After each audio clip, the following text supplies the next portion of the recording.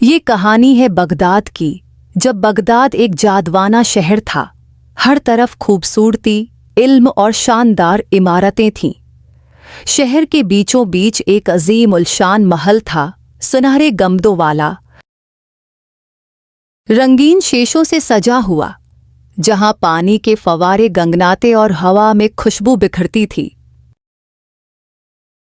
इस महल में रहती थी बगदाद की शहजादी ज़ैला, एक नड्डर, खूबसूरत और अक्लमंद लड़की। उसकी आंखों में ख्वाबों की चमक थी और दिल में अपने लोगों के लिए मोहब्बत। वो हर सुबह महल की छत से बगदाद को देखती और दुआएं मांगती कि उसका शहर हमेशा सलामत रहे।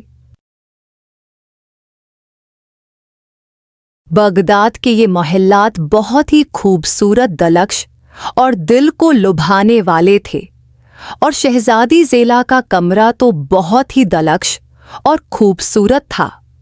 लक्ष रंगीन खूबसूरत, ऐना लगा हुआ कमरे में, और बाहर खिड़की से रेगिस्तान ही नजर आता था।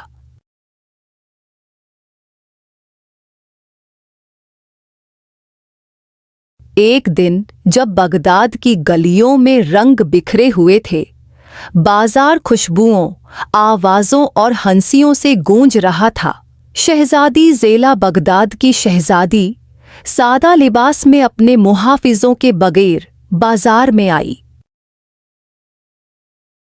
असी बाजार में मीज़ब, एक नौजवान हिनरमंद, जादुई खिलौनों का कारीगर, अपने बनाए हुए चमकदार परंदे, घूमते सितारे और उड़ते तोते बेच रहा था।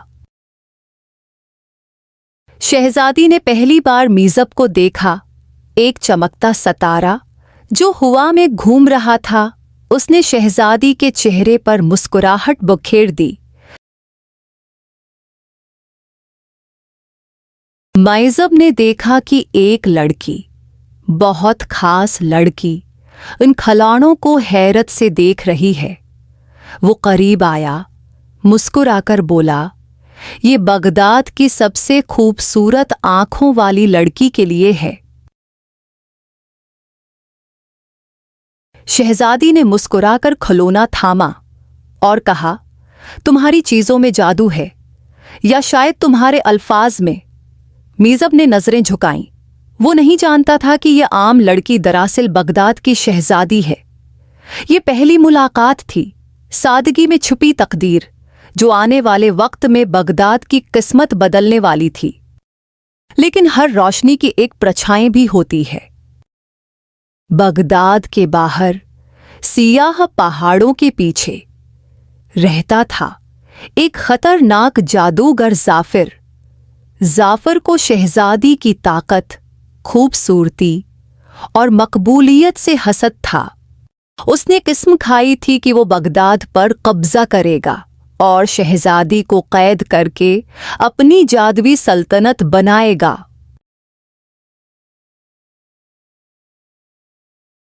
जाफिर का हलिया बज़ाहिर तो बहुत अजीब सा था। खौफनाक सी आंखें, और उसके हाथ में एक लाठी रहती जो बहुत ही खौफनाक थी। वो आम लाठी न थी, इसमें जाफिर के जादू का राज पोशीदा था, और उसके गले में हमेशा एक जादुई हार चमकता रहता था, जिसमें गर्दिश होती रहती थी। जाफिर बगदाद की गलियों में फिरता रहता है और मंसूबे बनाता रहता है। महल के बाहर भी वो जांच पड़ताल के लिए चकड़ियां काटता है और मंसूबे सोचता है कि किस तरह से जादू संतलित वजूद में लाई जाए। एक रात जब पूरा बगदाद ख्वाबों में था, जाफिर ने अपने सियाह जादुई घोड़े पर चढ़कर महल पर हमला किया।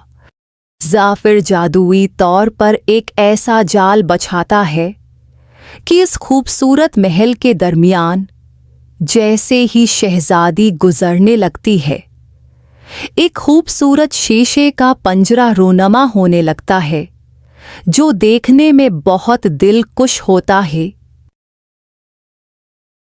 इंधीरे जादू से उसने पहरेदारों को बेहोश किया और शहजादी को कैद करके महल से दूर एक इंधीरे किले में ले गया। पूरे बगदाद में खौफ की लहर दौड़ गई।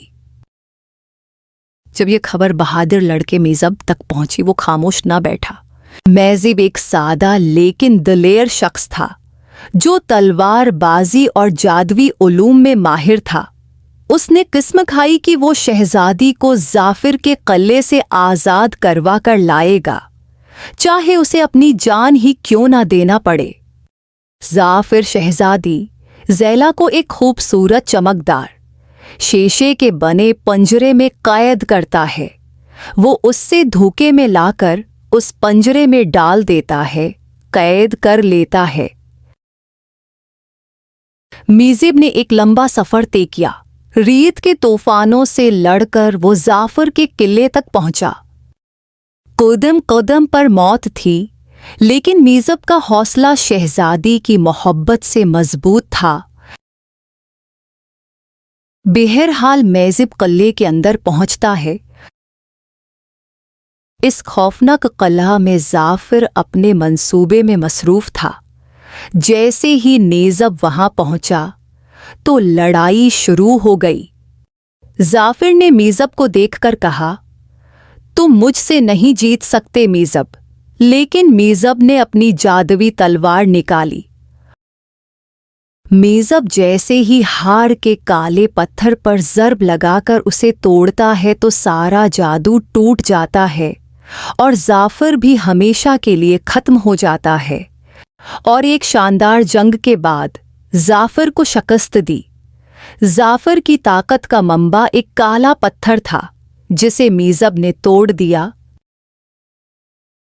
जैसे ही जादू टूटा तो शहजादी ज़ैला का पंजरा, जो कि शीशे से बना था, खुद बखुद टूटने लगा और वो आज़ाद हो गई।